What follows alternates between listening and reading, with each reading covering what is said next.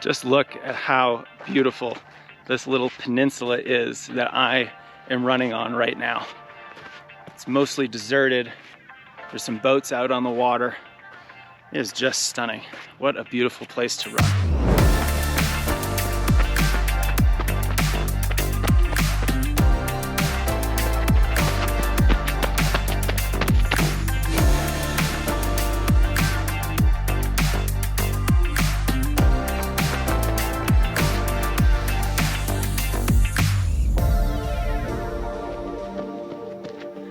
I'm out here running in beautiful Frisco, Colorado, where the altitude is about 8,500 feet above sea level, and running is just harder out here.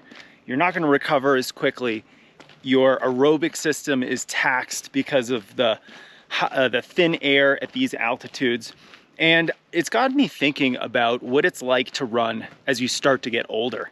And I am just over a year away from officially being a master's athlete, and this topic is at the forefront of my mind. And I've been talking with a lot of high-level masters runners, a lot of coaches, and a lot of exercise physiologists about what happens when you become a masters runner inside your body that starts to make running more difficult. Just like being up here at altitude, getting older presents a whole new host of issues that runners have to deal with.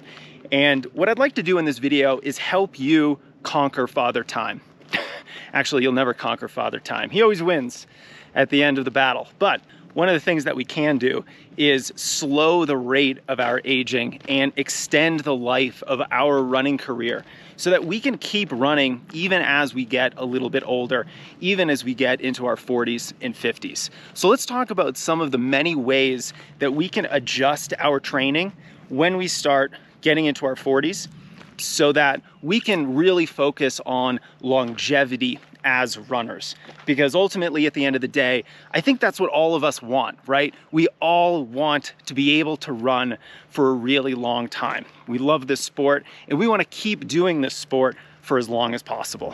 One of the very first things we have to recognize as we start to get older as runners is that we can't go from 0 to 60 as fast as we used to. So we can't just get up from a chair after having sat down for 6 to 8 hours for work perhaps, and then just go for a run. The importance of a dynamic warm-up before you go running becomes even more important the older you get. And not just the dynamic warm-up before you go running, but also just starting slow and making sure that you're easing into the effort and you're not starting out too fast. It's a good time when you start becoming a masters runner to really focus on negative splits. And that doesn't mean running fast at the end of your run, but it does mean running slow at the beginning of your run. I just had a really interesting conversation with Owen Everard. He's a 5-time Irish national champion, and he's the current European Masters champ in the 3,000 meters. And one of the things that he's done to change his training as he's gotten a little bit older is to move from 3 hard training days a week, 3 faster training sessions, to 2. And he's able to get more out of this kind of a schedule, not just because he's older, but a really interesting part of this conversation for the podcast was the fact that us older runners just have more on our plate. We probably have more professional responsibilities. We probably have families and children and dependents and all those things that really take up our time, but most importantly, our energy, our mental resources. And if you're trying to train really hard while at the same time you have a lot of other things on your plate, it becomes a lot more challenging. And as we're starting to realize, stress is stress. Our bodies have a really hard time of figuring out the difference between the stress we experience with taking a standardized test for 3 hours or delivering a big presentation at work when a lot is riding on it, or mentally grappling with a really hard training session that you have on your schedule in just a day or two. All those examples of stress are going to fatigue the nervous system, and we really can't train as hard as we want to if we have a lot of other things going on in our lives, and typically older runners do have a lot of other things going on in our lives. So not just are we reducing the number of faster training sessions in our training program because we can't recover as quickly, but we also just have more stress in our life, and we have to make those adjustments if we want to continue to adapt to that training. I am excited about our newest sponsor, Ice Barrel. Go to icebarrel.com/strengthrunning and use code STRENGTHRUNNING, no space, for $125 off your Ice Barrel. Ice Barrel makes ice barrels. These are ice barrels meant for at-home ice baths. And I love this product because number one, it's big enough to get your whole body in there, but it's not so big that you can't fit it, even in a relatively small space. It has a lid that keeps in the cold temperature because it's insulated, and it's made from 100% recycled material right here in the US. But the real reason why I love Ice Barrel is because of the mental benefits you can get from cold plunges. Just going in an ice bath for 5 to 10 minutes has been shown to improve your mood, reduce anxiety and depression, and it gives you a nice hormonal boost at the end of that ice plunge. So if you're feeling down, then it's a great way to pick up your mood. And it's one of the reasons why I like to end my showers with about 1 minute of really cold water. Now, I actually don't like using ice baths after most of my running workouts or long runs because we don't want to short circuit the adaptation process. But they do come in great handy when you do a little bit too much. If you get lost on a long run and end up doing too many miles, if you run that workout a little bit too spicy, a little bit too hot, and you know you've gone too fast, an ice bath can help give you a little bit of extra recovery so that you reduce your injury risk on those days when you're doing a little bit too much too soon. So to get your own Ice Barrel, go to icebarrel.com/strengthrunning and use code STRENGTHRUNNING for $125 off. One of the most insidious aspects of getting older, particularly for men, is the fact that we're gonna stop as much testosterone production that we had when we were younger.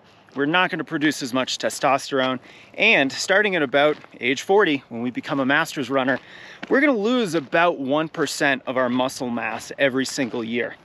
And there's no cure to this problem that we are all going to face, but one of the most effective ways, if not the most effective way at counterbalancing this natural process is to add heavier weightlifting into our training. It's not only going to give you that stronger production of testosterone that we all need at this age, it's certainly going to help you with the hormonal aspect of training, because if you think about it, running is a catabolic activity. It can break down muscle tissue. But weightlifting is an anabolic activity. It builds muscle tissue. And if we're in a situation with getting older where we are losing muscle mass and our hormonal profile includes a lot less testosterone, we have got to add something to our training so that we can boost our testosterone levels naturally and prevent that muscle loss. So if you're not adding some weightlifting into your training at this point, now is a good time to start. It's always a good time to start. Yesterday was the perfect day to start weightlifting. If not yesterday, then today. Now, if you're already older, no problem. I actually had an amazing conversation with one of my clients, Tom Shannabrook, on the Strength Running podcast in February of 2022. I'll put a link to that episode in the description here, where he talks about many of the things that he's done since becoming a master's runner, and he's still running PRs. This man has run 2:37 in the marathon as a master's runner, and those are the fastest times that he's ever run. So this is not like a gradual decline from someone who might be capable of a 2:20 marathon when they were younger. So Tom is definitely an inspiration, and he gives us a lot of really great practical advice on how to upgrade your training when you do start getting older. And I know a lot of runners don't like to hear this, but cross-training can be a highly effective strategy, especially when you're a master's runner, because it works in a lot of different ways. Number one, it's going to give your joints and connective tissues a break from all the pounding and impact forces of running. So if you're someone who might be particularly injury prone, adding in some pool running, cycling, even some hard hiking is going to be really helpful at continuing to build your aerobic metabolism without the injury risks of running. I actually just published a video a week or two ago about building a bigger base. And one of the great discussion points that I made in the video that really took off in the comments section were a bunch of older runners talking about how they've really benefited from adding cycling in particular to their training programs, because it gives their bodies a break. It allows them to build aerobic fitness and endurance in a very safe way. And with cycling, you can do this for hours and hours practically every day, which is something you just can't do with running. You know, you can't run 3 hours a day. That's pretty much impossible. Even the best runners in the world aren't doing that much volume. But 3 hours of cycling is very doable. It's actually quite manageable, especially if the effort isn't super challenging.